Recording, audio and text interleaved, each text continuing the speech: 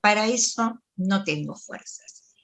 Pero cuando hay una causa de injusticia, bueno, ahí desde el auto que está mal estacionado, mira, por decirte cosas pequeñas, desde el auto mal estacionado, o ir a defender que no rompan la plaza, por ejemplo, la que lleva el nombre de mi hija, que está a la vuelta de casa, la Plaza Lucila Yaconis, que yo dije, de ese baldío feo, oscuro, quiero que sea una plaza, que haya risa de los chicos, que haya patio de juegos, y a veces me enojo porque determinadas personas por ahí no cuidan las plantas, la pasan por encima, hacen caminos por donde no tienen que caminar.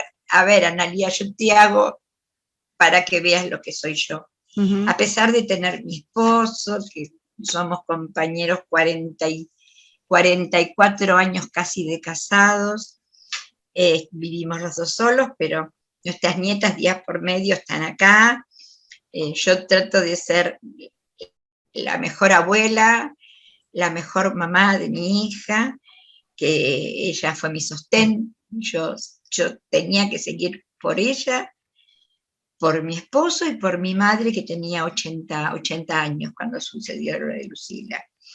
Yo tenía motivos para estar de pie y que siempre dije que creo que la más fuerte era yo, porque me daba cuenta, yo no paraba, yo enterré a mi hija, llegué del cementerio a las 2 de la tarde, me ofrecieron algo para comer y recuerdo que di un golpe en la puerta y yo dije, yo tengo que salir a buscar al que hizo esto, porque no podía ser, por qué había aparecido y se había llevado la vida de mi hija de esa manera.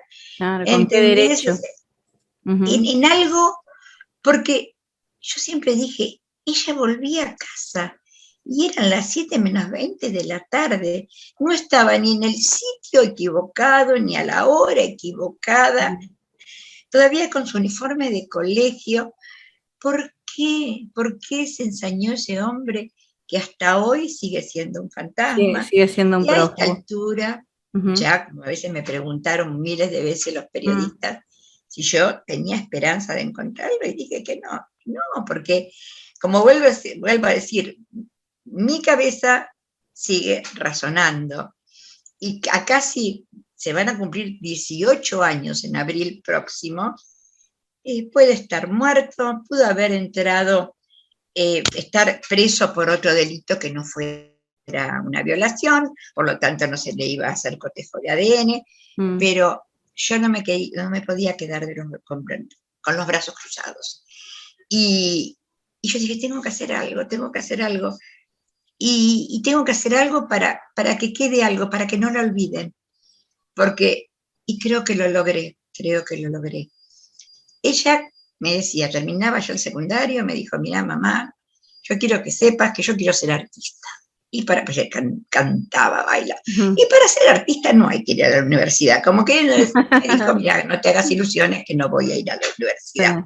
La hermana ya estaba yendo, que al final, cuando sucedió lo de la hermana, se derrumbó, pero hoy tiene un excelente trabajo, tiene un cargo importante que le abrió muchas oportunidades en su vida. Pero bueno, y yo siempre digo que lamentablemente las cámaras llegaron, pero para las páginas policiales. Nunca voy a olvidar, a ella la matan el lunes 21 de abril, y el viernes, o sea, ya sería, 21, 4 días más, el 25, junto a Juan Carr, iniciamos la primera marcha. Juan me armó unos cartelitos que decían que pedíamos testigos con el número de la Red Solidaria. Y me acuerdo que doblamos, llegamos, mi casa es en esquina, casi una ochava, porque es la esquina y ya es una avenida.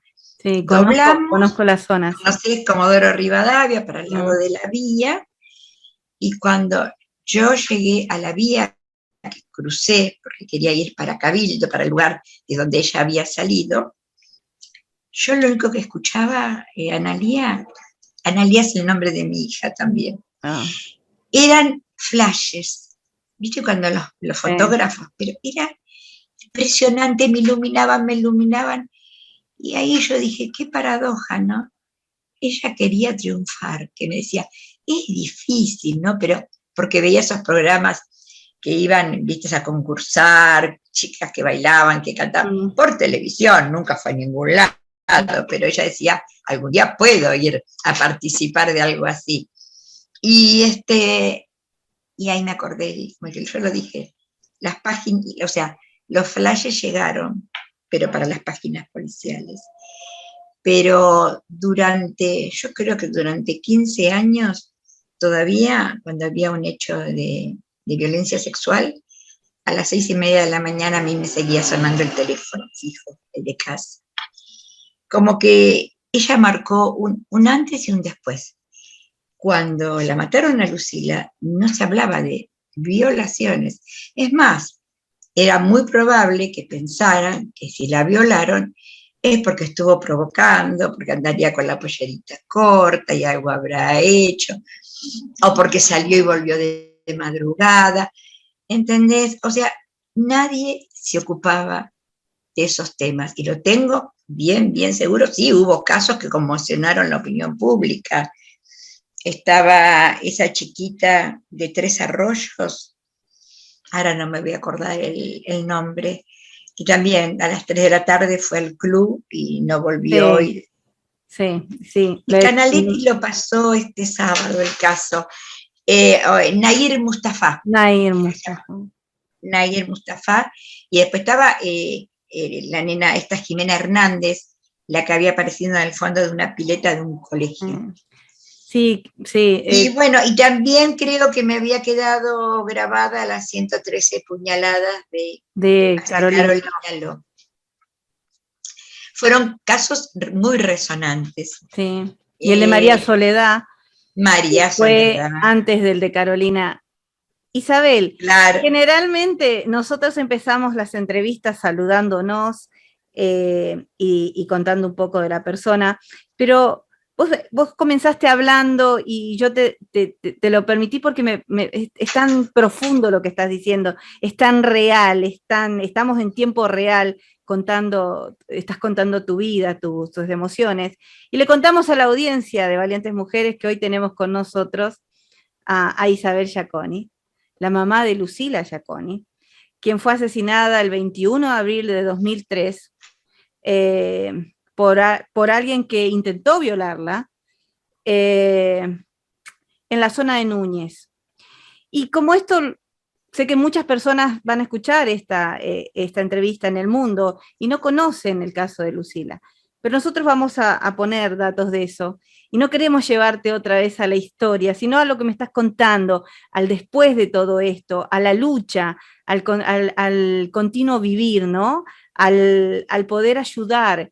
Te presentabas como una mujer fuerte. Claro que sos una mujer fuerte, un referente importante en la Argentina para las madres, que fueron llamadas las madres del dolor, como contaba Isabel, porque yo recuerdo muy bien en aquella época que los periodistas las llamaban, ahí vienen las madres del dolor, acá estamos con las madres del dolor, ¿no? Una asociación civil que nace a través del dolor de muchas madres por la pérdida, por una pérdida no permitida, no una pérdida querida, sino por el arrebato de las vidas de sus hijas y de sus hijos. Y eso es maravilloso, el trabajo que ustedes empezaron a hacer, la voluntad, el valor a través del dolor, poder de alguna manera modificarlo y llevarlo y trasladarlo a amor para poder ayudar a otros. Y hay algo que lo he hablado también con Vivia Perrone, quien es la fundadora, y yo sé que vos sos la cofundadora, y sé que hoy creo que estás a la cabeza de las Madres del Dolor, ¿no? Y es que hablando con tantas madres que han pasado por esta situación, como Jimena Duris, como la mamá de Kiara Páez, hablando también con Edgardo Aló, con Oscar Castellucci, con tantos padres que han atravesado esto. Pensaba en las palabras de una madre en España quien también su hijo fue asesinado por la madrastra de la criatura, donde ella decía, siento que somos héroes los padres.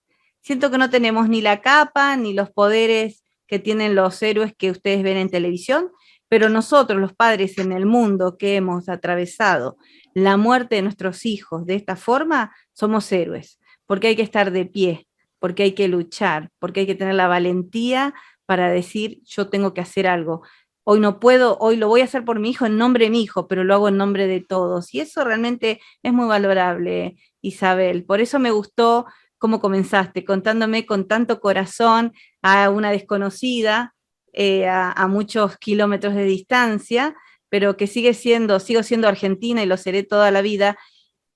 Y hay algo que nos une cuando hablo con las madres, es que yo también, yo no puedo soportar el dolor ajeno, es algo que siempre tuve la iniciativa personal, hoy a través de las redes, pero siempre lo tuve, siempre he hecho trabajo social, siempre he trabajado de muy chica, preguntándome qué pasaría si a mí me sucediera y qué querría yo de las ayudas, ¿no? De los demás, del entendimiento de la sociedad conmigo. Y entonces trato de aportar todo lo que puedo para poder ayudar y hacer visible y que no se olviden, o sea, nunca se olviden ni de Lucila, ni de Carolina, ni de Martín, de ninguno, ni de Kevin, y podríamos dar tantos nombres, lamentablemente, que el mundo no se olvide, que la sociedad, primero y principal argentina, no se olvide. Y segundo, que el mundo los conozca. Por eso esta oportunidad de poder conversar con vos y estamos eternamente agradecidas a las valientes mujeres por tu tiempo.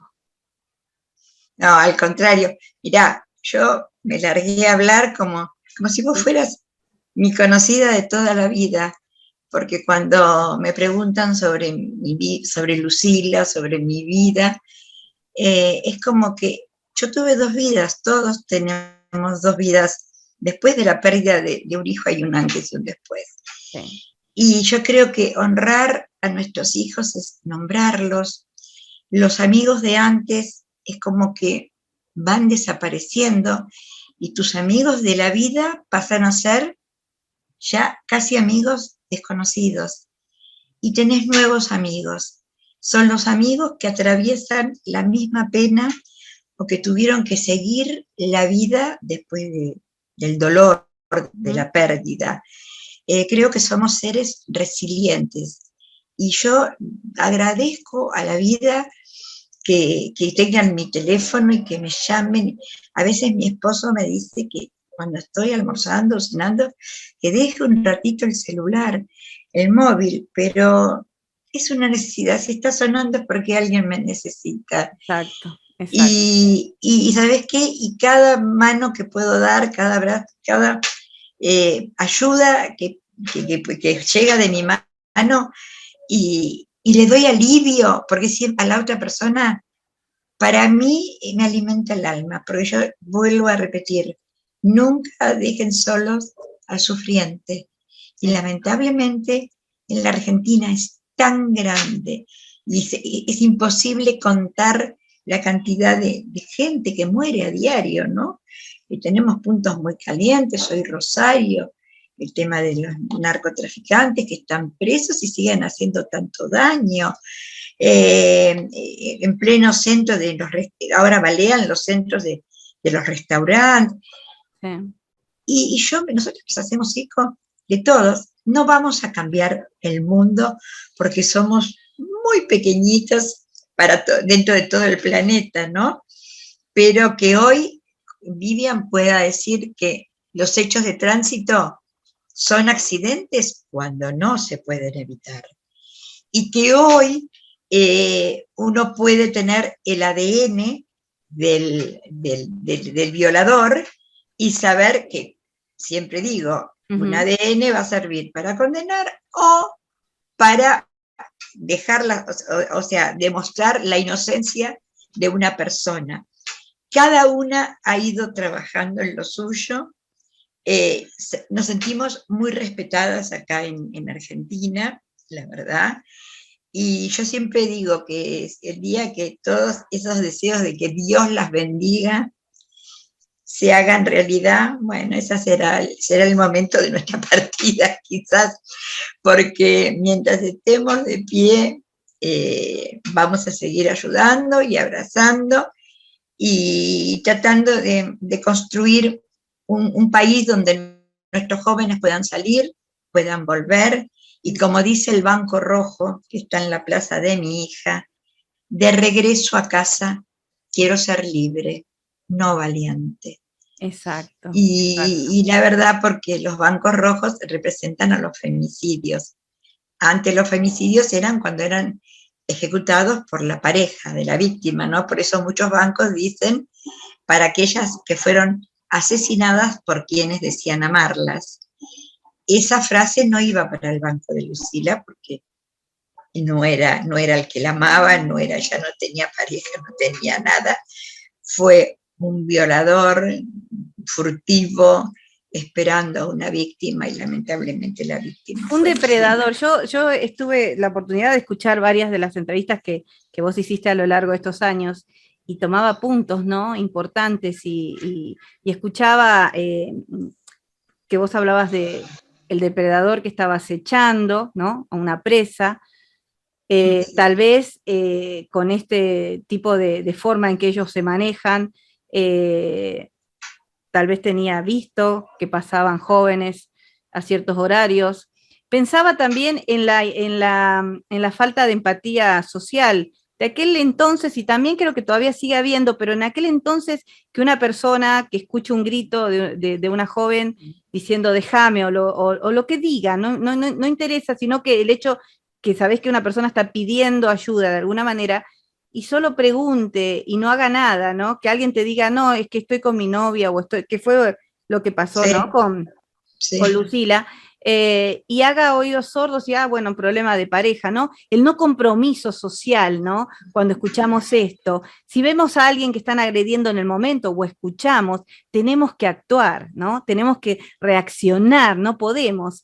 El ser social y moral lo hace, ¿no? Se preocupa. Hay que involucrarse. Exacto. Mira, tomemos el caso del chiquito que mataron.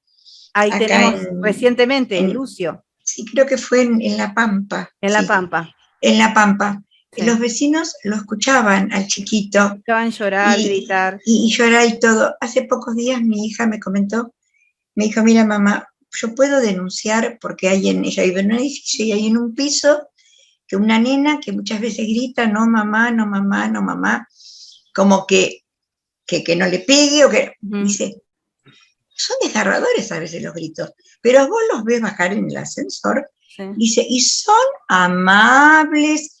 Yo veo a esos chicos, le dije, Analia, no dudes. Exacto. Si vos estás escuchando los gritos de los chicos y te parece que son desgarradores, haz un llamado anónimo, pero quizás podés salvar a los nenes de esa situación. Nos podemos equivocar, Isabel, también, pero no nos podemos quedar con la duda y no nos podemos quedar o sea, hay que intentarlo. Exacto. Hay que intentarlo. Exacto. Si está todo bien, no va a pasar nada. Y si está pasando algo que no está bien, démosle a las criaturas la oportunidad de que pronto estén con los abuelos y que no estén con la mamá. Porque es así. Bueno, yo tengo casos o de papás que a veces las mujeres usan a los chiquitos de rehén, y eso tampoco es bueno. Eso tampoco es bueno, ¿no? No, porque hay papás que son muy buenos. No metamos a nuestros hijos de rehén, eso tampoco se puede hacer. O inventar para llevar a ese hombre a un juicio penal. Cuando yo estoy acompañando a un papá que cada vez que iba a ver a su chiquita, que tenía un añito o dos, era en la casa de los abuelos maternos.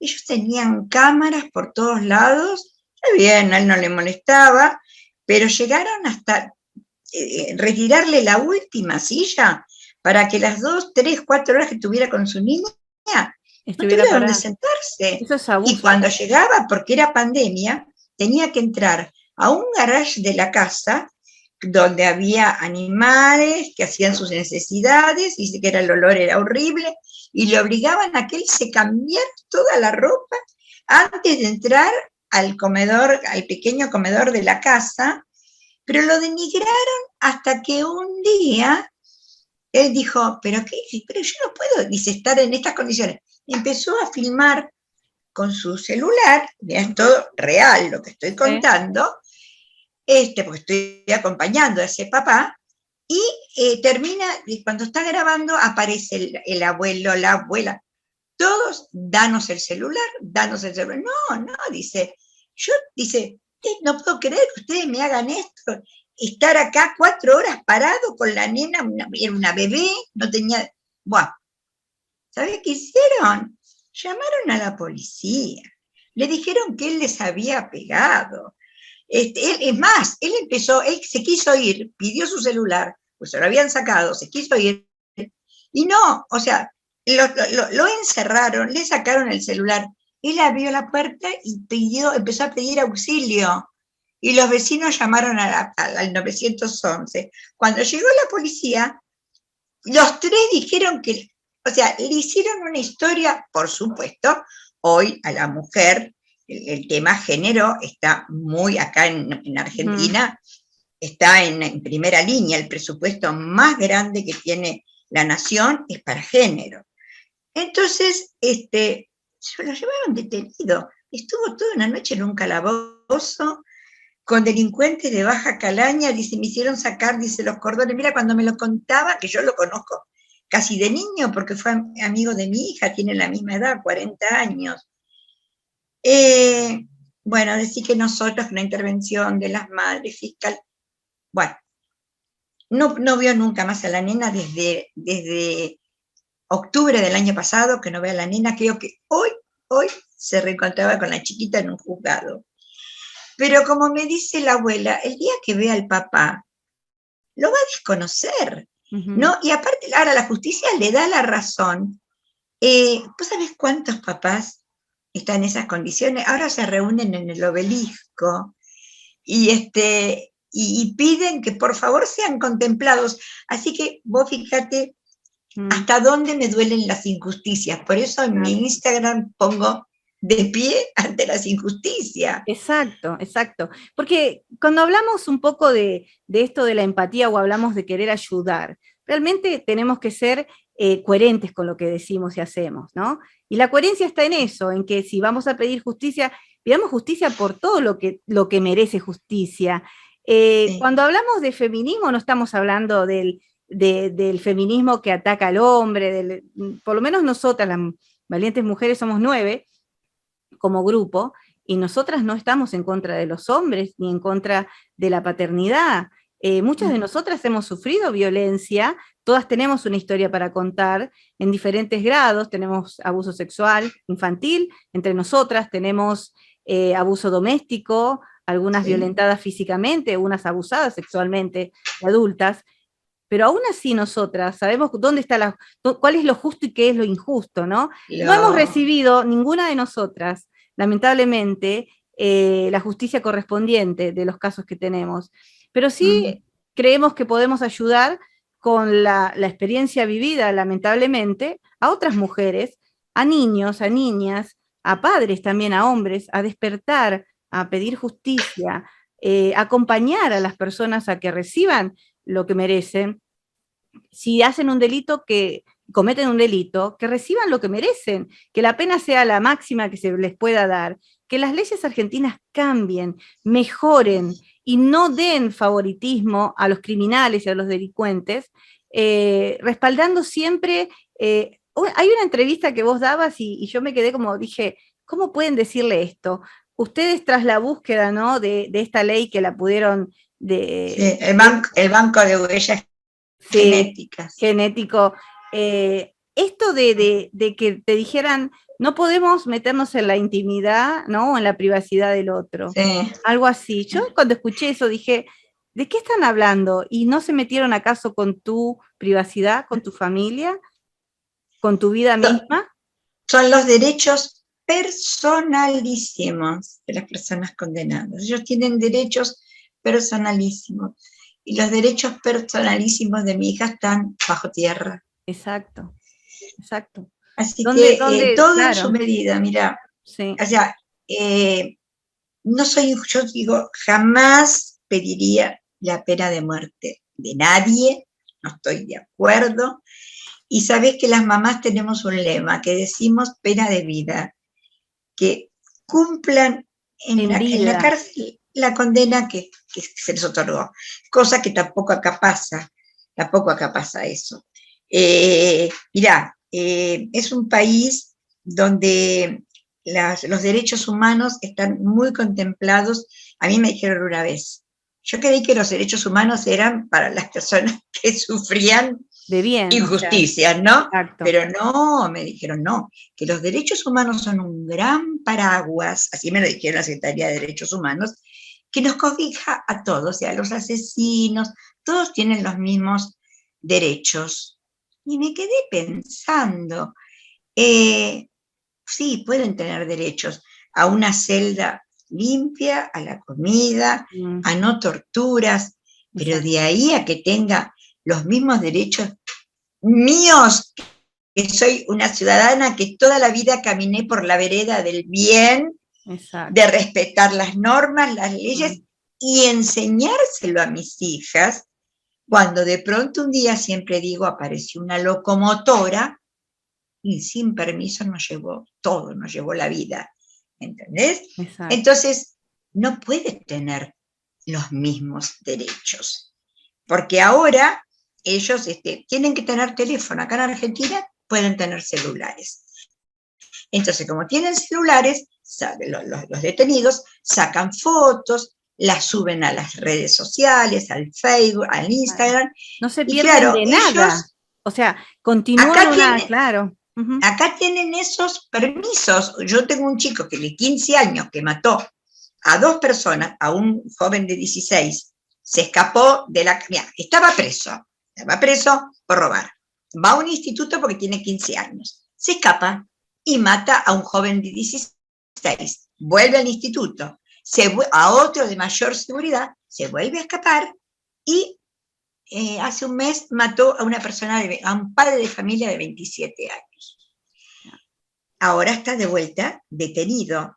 Y él tiene teléfono y pone, sigo apostando a la vida. ¿Qué puede sentir la viuda, los hijos de la persona que él mató? Entonces recién hablé y dije, ¿cómo es posible? Y me dijeron, bueno, pero él es la única manera que tiene, no se le puede sacar el móvil, porque él es la única manera que tiene para comunicarse con su familia. Claro. Y esas son las respuestas que te dan y que vos tenés claro, que y vos te quedás, porque... claro, vos te quedás como helado. Yo recuerdo que cuando pasó lo de Lucila, una de las cosas que se quería tener en cuenta, ¿no? Porque se encontró ADN, como vos contabas, en la ropa de Lucila, es esto de poder tener un registro de huellas, ¿no? De de todo aquel que comete un delito sexual, porque esto quiso ser un delito sexual, no pudo ser, y este depredador la asesinó. Ahora, logran la ley para poder tener este registro de huellas, dice, de condenados por delitos sexuales, y aún así creo que escuché, una de las últimas, es que no hay, ¿no? No aparecen, no, algo así, ¿puede ser? Mira, la ley salió en el año 13. Recién se reglamentó con el cambio de gobierno en el año 17, era el gobierno de Mauricio Macri. Sí. Y bueno, cuando yo dije cómo está el registro, cuántos patrones genéticos, no había nada. No había nada. No, todavía no. Ahí me enteré que no había sido reglamentada. Las leyes, si no son reglamentadas, se pierden. Claro. Y bueno, y ingresaron y estuvimos un año con yo conocí el lugar, un entusiasmo, viste, yo para mí era el logro, yo había logrado mi objetivo, por lo que luché y por mi hija. Y bueno, y después volvemos a tener cambio de gobierno. Sí. Y bueno, se va el director porque dijeron que no era, que era genetista, pero no, genetista forense, y para ese cargo tenía que ser genetista forense. Sí. He aquí que el actual director es médico ginecólogo, no es ni forense ni genetista. Entonces, es muy difícil. Sí. La ley está, y a veces me dicen, ¿y por qué no lo llamás? No. Le digo, voy a esperar que termine este periodo y cuando tengamos un director que esté a la altura de la circunstancia, voy a pedir una reunión. Porque es todo, como viste, en saco roto, es como tirar cosas o meter en un saco roto, y sabes que lo vas a perder. Increíble. Viste, te vas a disgustar porque decís, ¿cómo? Yo lo puse sabiendo que estaba roto y se me desapareció. Realmente sí, hay un grado de impotencia porque cuando las cosas las maneja la ignorancia, ¿no? La inoperancia, lamentablemente nos encontramos con esto, ¿no? Como avanzamos y retrocedemos. Yo pensaba, y no solo pensaba, sino que es una realidad, y le cuento a todo nuestro público, que Argentina ha logrado leyes increíbles con respecto a los delitos, a los diferentes tipos de delitos, los sexuales infantiles, los sexuales adultos, los de viales, los de sobre los patobicas también, ¿no? Estos como los golpes, que te matan por un golpe, que te sacan. Tantas leyes, pero logradas por los padres. Todo. No siendo abogados. Bueno, Cromañón fue un caso, porque nosotros le decimos boliches, pero son salones bailables, ¿no? Para ustedes. Sí. O antros, le dicen en algunos países antros para que sepan de lo que estamos hablando. Bueno, ahí no había controles, bueno, no solo alcohol a los menores, y materiales inflamables, que fue el incendio de Cromañón.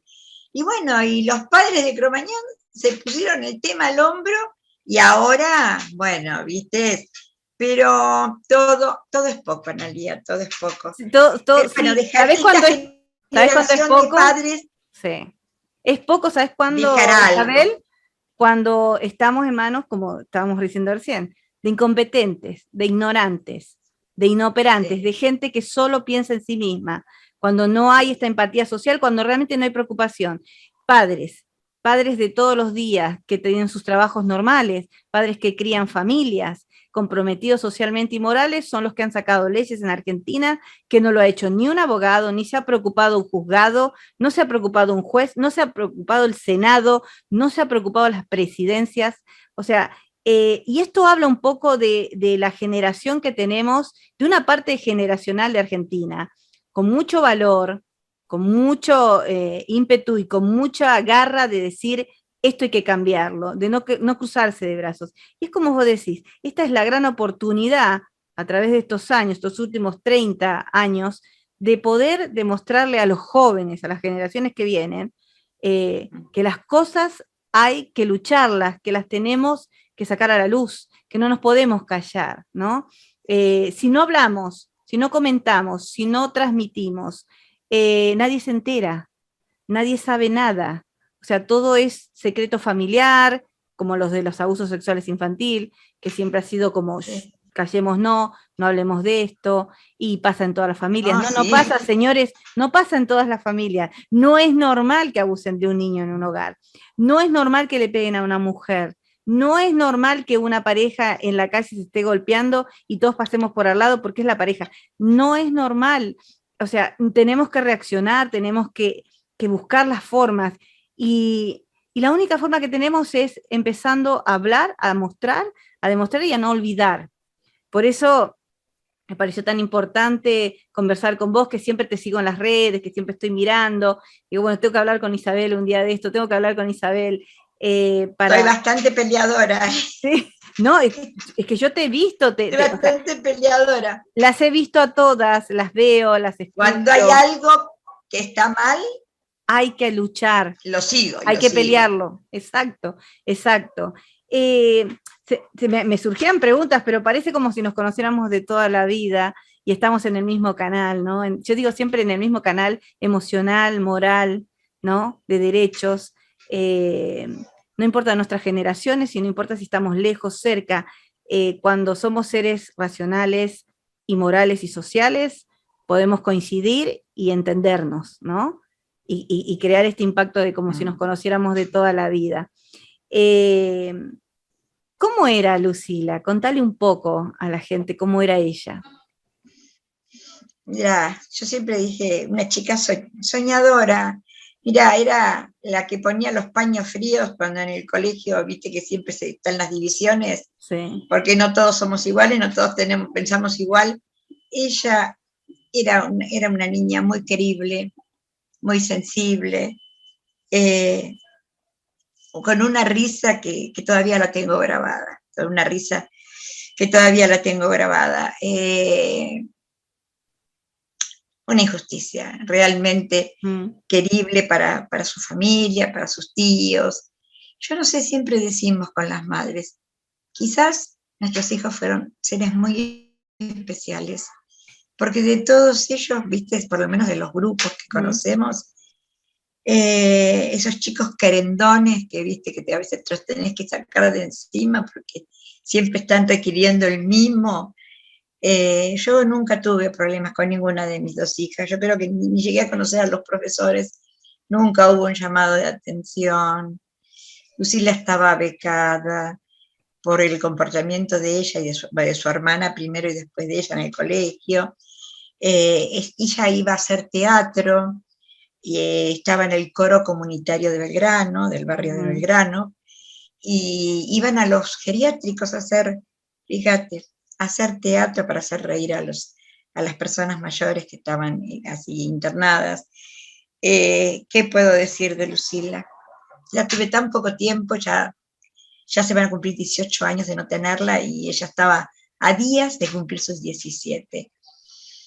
Una hija encantadora, que tengo la casa llena de retratos, que no puedo ir al cementerio, que jamás lo hago ni lo haré, porque estoy convencida que ahí no hay nada. Su alma, su luz, debe estar muy cerca nuestro, y la encuentro en la plaza que lleva su nombre. Una hija que no daba problemas, que daba amor, es todo lo que puedo decir de ella. Y vos sabés qué bonito que la puedas disfrutar cuando hablas de ella, aún. Qué importante que es para la sociedad que conozca. Hablando con todos los padres, y les pregunto lo mismo, ¿no? Digo, ¿cómo nos privaron a la sociedad argentina de estas maravillosas personas? Que hoy serían hombres y mujeres maravillosas, sí, con valores tan importantes. Cuando vos decís iba al geriátrico a hacer esto, yo soy mucho más grande que Lucila y que de muchos de los que han asesinado, pero también tengo la edad que tenía María Soledad, también tengo la edad de algunos de ellos de aquella época, y creo que éramos y somos una generación que venía con compromiso social, que venía con un gran valor social, educados por padres maravillosos. Yo escuchaba que me contabas que tenías 44 o 45 años de casada. Yo vengo de padres de más de 50 años juntos, que lamentablemente mi papá hace un año falleció debido al COVID.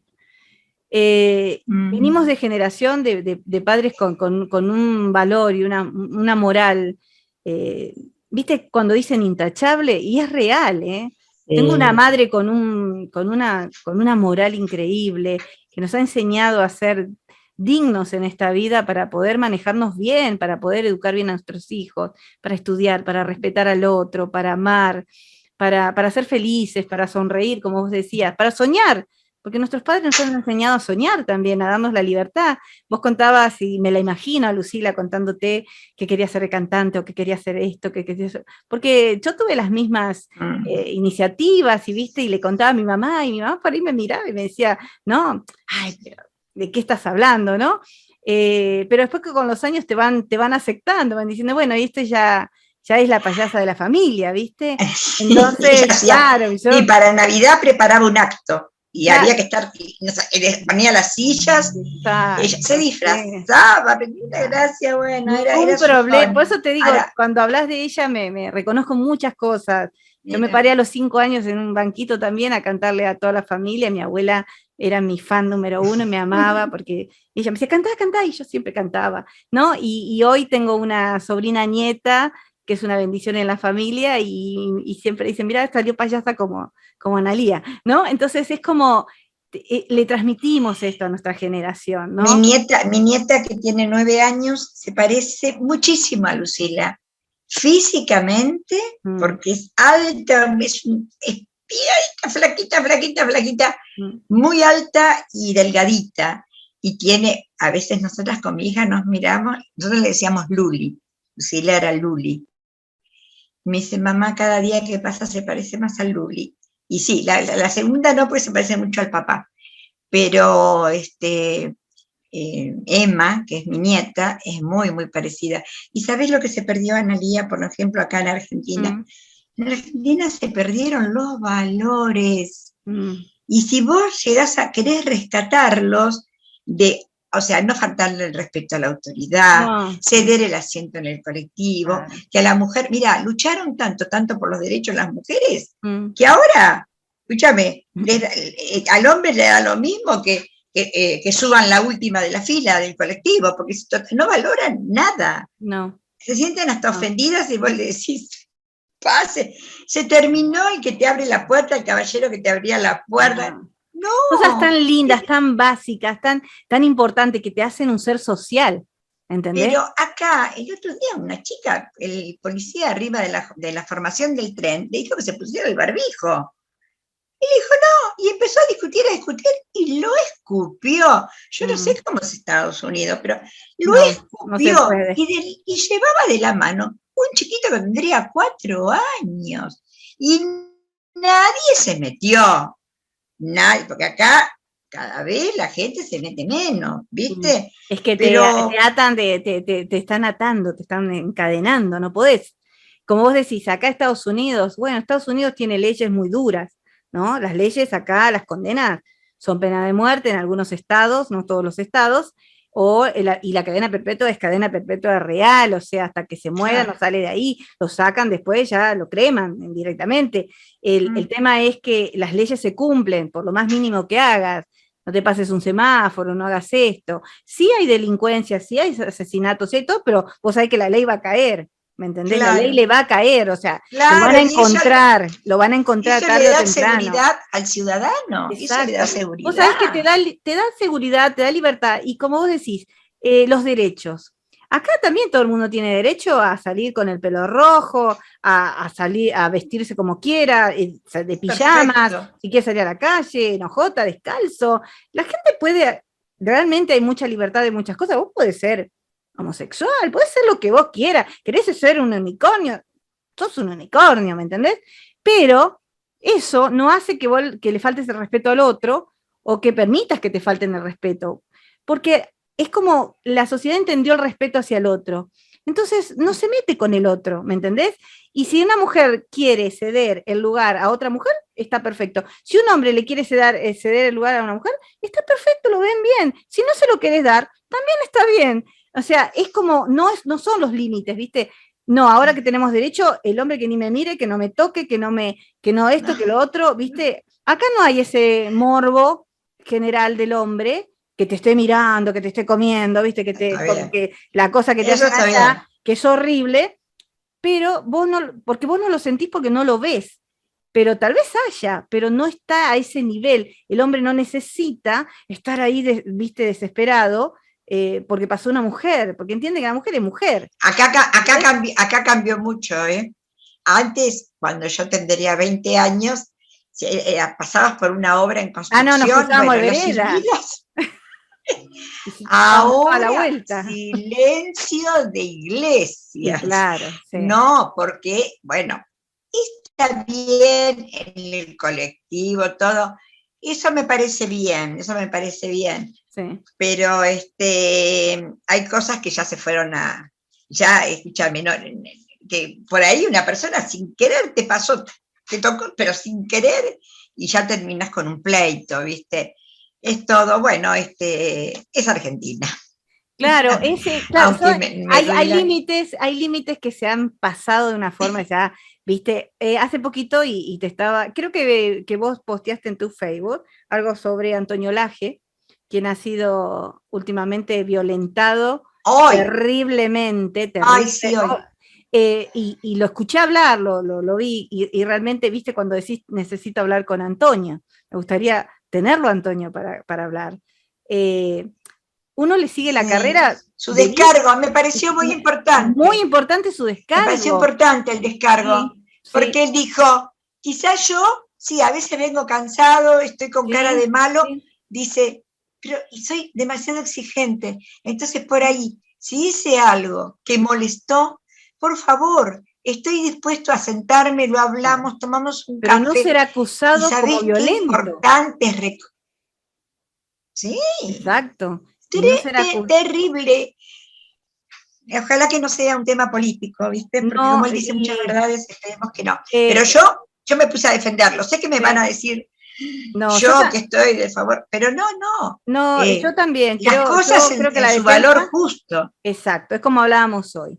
Defender y acompañar con la justicia, a la justicia en realidad, ¿no? Entonces no podemos ser, uno le sigue la carrera viéndolo, ¿no? Por años, escuchándolo, es uno de mis periodistas preferidos, me encanta escucharlo, yo también. Me gusta su tono de voz, me gusta lo educado que es, lo correcto para hablar, lo conciso del mensaje, o sea, nunca se va de los parámetros adecuados. Nunca va a decir una palabra fuera de lugar. Cuando vos lo escuchás, cómo habla, ¿viste? Cualquiera que haya estudiado un poco de psicología o esté un poco empapado en eso, puede darse cuenta en el tono de voz, en la forma. Hay características que te demuestran la violencia de uno al otro, ¿no? Entonces, este sinfín de acusaciones que empiezan a aparecer sobre la violencia, cuando realmente hay que enfocarse en las cosas más importantes, ¿no? En apoyar, por ejemplo, ¿quieren defender realmente? Hay un grupo de mujeres a las que le hablo, ¿quieren defender realmente causas? Entonces acompañen a Isabel, acompañen a Vivian, acompañen a Edgardo Aló, acompañen a todos los padres de dolor, a Gustavo Melman, acompañen a las verdaderas causas, involúcrense realmente. No tiren, o sea, no disparen para cualquier lado, cualquier cosa, no dañen, no lastimen. Buscar los derechos de la mujer no significa hablar mal del otro, no significa señalar con el dedo. Se necesitan pruebas también. No todo lo que sale de la boca nuestra es real. Muchas veces son inventos. Contabas el caso de este papá. ¿Cuántos padres? Yo he conocido muchos padres siendo humillados y con sus hijos de rehenes por años, y que hoy en día hay padres que aún no pueden tener relación con sus hijos. También conozco padres que les ha pasado lo mismo y que gracias al valor y a esa cosa y tal vez al apoyo de muchos, y yo siempre digo al universo o a Dios, han podido relacionarse otra vez con sus hijos muchísimos años después, ya casi adultos. Y qué triste que es eso, qué triste, ¿no? Que nosotras seamos partícipes de eso. Esto yo le hablo a las mujeres, este es un canal de mujeres, pero un canal abierto a los hombres que necesiten apoyo. Cuando dijiste que se reúnen en el obelisco, qué maravilla. ¿Cómo me gustaría que un día me saques una foto y me la envíes? De esos padres. Los padres del obelisco, te voy a mandar una abuela. Por favor, los padres del obelisco. ¿Sabes por qué? Siempre pensé y dije, hombres, levántense, reclamen también, digan que ustedes son violentados. Hablen, cuenten sus historias también, porque ustedes también sufren. La sociedad es muy mala a veces.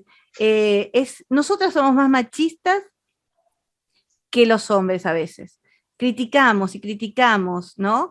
¿Por qué un hombre no puede decir que es violentado? ¿Por qué un hombre no puede decir, yo sufro y me duele porque me separaron de mis hijos?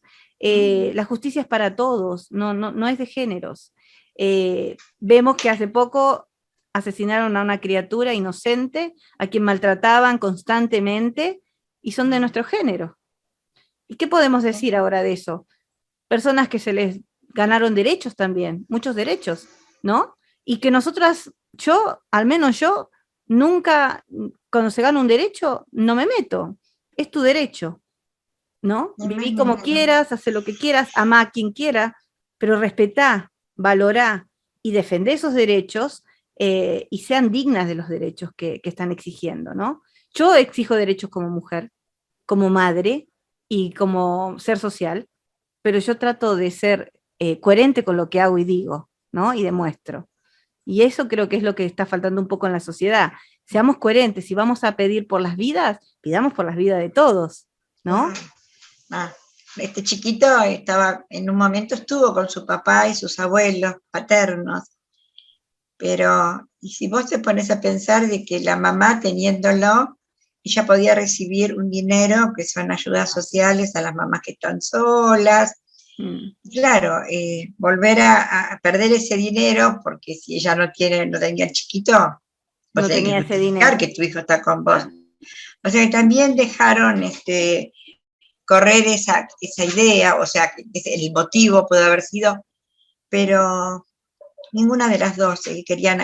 Y yo creo que la agresividad más grande fue de la que no era la mamá, Sí. porque la mamá estaba trabajando, pero no era la primera vez, el chiquito se lo veía con el bracito vendado porque le En las habían roto el marchas, dedo. o sea, Marca, no sé si viste todas las fotos que se mostró de esta criatura, siempre con un ojito lastimado, la tan manito, hermoso, tan bello y tan inocente, porque los niños, yo que trabajé sí. y soy docente y trabajé con niños muchos años, los niños tienen esa particularidad, y creo que vos como madre también lo has vivido. ¿Viste cuando uno retaba a los hijos cuando eran chiquitos? Y ellos a los 2 segundos ya te estaban besando y abrazando, y vos lo habías retado y viste, y salí de acá que no te quiero ni ver y demás, Sí, pero él al ratito ya estaba con vos, o al segundo, dándote un besito y ahora los niños no recuerdan ese instante, no. ellos son puro amor, son sanos, son puros, ¿no? Entonces ellos, vos los podés dañar, pero ellos aman, ¿entendés? Entonces, qué triste, y esta criatura seguramente la amaba, ¿entendés? La amaba a Sí. su mamá.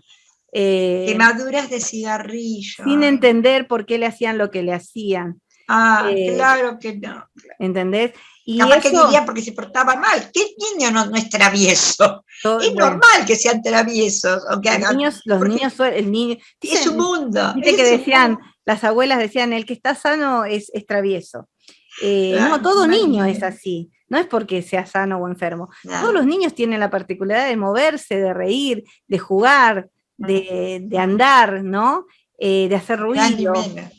Nosotros estamos para guiarlos y protegerlos, estamos para orientarlos en la vida, pero estamos para darle amor, porque siempre digo yo, somos generadoras de vida, por eso nosotras no creemos en la muerte, o sea, nunca estamos pensando que van a sacarnos a un hijo, nos van a arrebatar la vida de ellos, porque nosotras somos generadoras de vida, nosotras damos vida, damos amor, y nos es muy difícil pensar en la muerte de nuestros hijos, nos es difícil, por eso toda madre que no lo haya pasado puede solidarizarse con la otra, puede tener la empatía. No podemos saber exactamente cuál es tu dolor, Isabel, o cuál es tu pérdida real, pero nosotras sí podemos acompañarte sabiendo lo que siente una madre, ¿no? Acompañarte en los recuerdos, acompañarte en las vivencias, acompañarte en tu lucha.